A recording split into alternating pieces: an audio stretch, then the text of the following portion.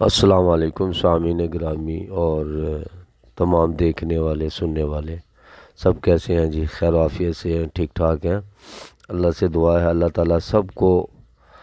اور جو ویڈیو دیکھ رہا ہے، سن رہا ہے، سیکھ رہا ہے، اللہ تعالیٰ سب کو اپنے حفظ و امان میں رکھے، آباد رکھے، سلامت رکھے، تا قائم دائم رکھے جی۔ تو آج ہم تختی نمبر 4 کو شروع کریں گے۔ اس سے پہلے کہ ہم تختی نمبر 4 کو شروع کریں، ہم جو ہے نا وہ تلاوت تھوڑی سی آپ سن لیں۔ اعوذ باللہ من الشیطان الرجیم، بسم اللہ الرحمن الرحیم۔ یا ایتھا النفس المطمئنہ ارجعی الی ربک راضیۃ مرضیہ فادخلی فی عبادی وادخلی جنتی، صدق اللہ العظیم۔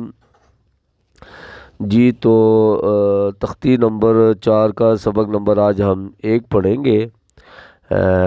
اس میں تھوڑا سا آپ یہ نوٹ کر لیں کہ حرکات یہ حرکت کی جمع ہے۔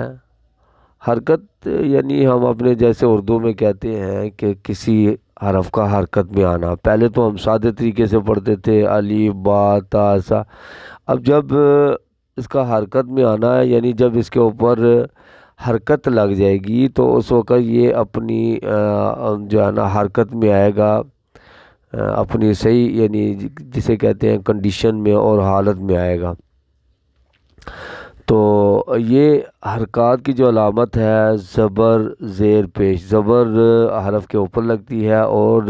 زیر حرف کے نیچے یہ والا نشان، اور پیش یہ والا نشان ہے، یہ یعنی سمجھ لیں کہ آنکھ کی طرح کا ہوتا ہے، ایک یعنی مڑا ہوا نشان ہے۔ اور تھوڑا سا ذہن میں یہ بھی رکھ لیں کہ حرکات کو بہت ہی جلدی نہیں پڑھنا چاہیے، اور نہ ہی جس حرف کے اوپر یہ مطلب حرکات ہیں ان کو بول کھینچنا بھی نہیں چاہیے، بلکہ جو ہے نا وہ صرف ایک الف کے برابر ان کو انسان کھینچ لے۔ مطلب ایک الف کی بھی وہ نہیں ہے، یہ تو ویسے میں نے آپ کو ایک اندازہ بتایا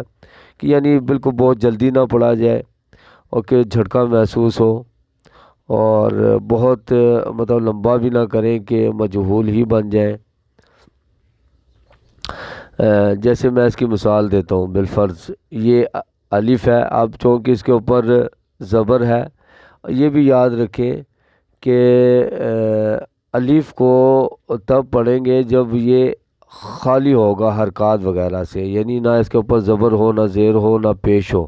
تو اس وقت اس کو الف کا ہی نام دیں گے، یعنی ہم اس کو الف کہہ کر ہی پکاریں گے، الف ایسے کر کے۔ اور اگر اس کے اوپر کوئی حرکت وغیرہ آ جائے، مثلا زیر زبر پیش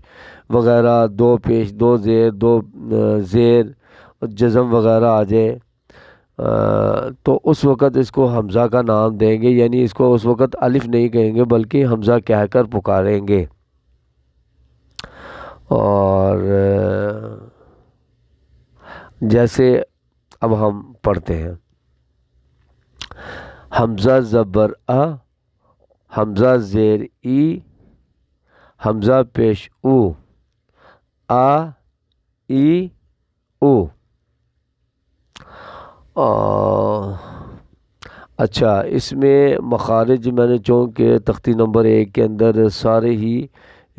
میں نے بتا دیے تھے، سکھا بھی دیے تھے، میں نے کوشش کی ہے آسان انداز میں ان کو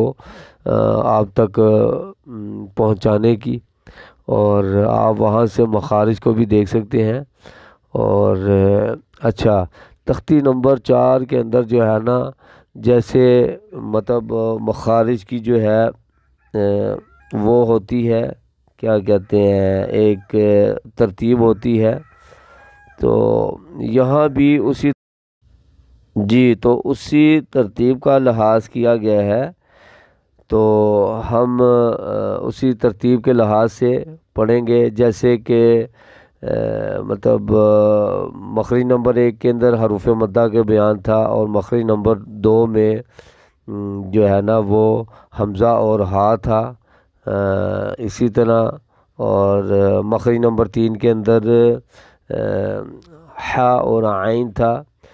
اسی طرح اس حرکت کے اندر بھی انہی ترتیب کو سامنے رکھا گیا ہے، انہی ترتیب کے بنیاد پر جو ہے نا یہاں حروف کی ادائیگی جو ہے نا اس کی سامنے رکھی گئی ہے۔ بہرحال تو اگلا جو حرف ہے وہ ہے ہا، ہا زبر ہا، ہا زیر ہی،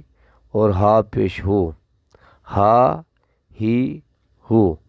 تو آج کے لیے اتنا ہی ہے، اگلے سبق کے لیے انشاءاللہ ہم آپ کے دوبارہ انشاءاللہ ملاقات ہوگی، تب تک کے لیے اللہ حافظ۔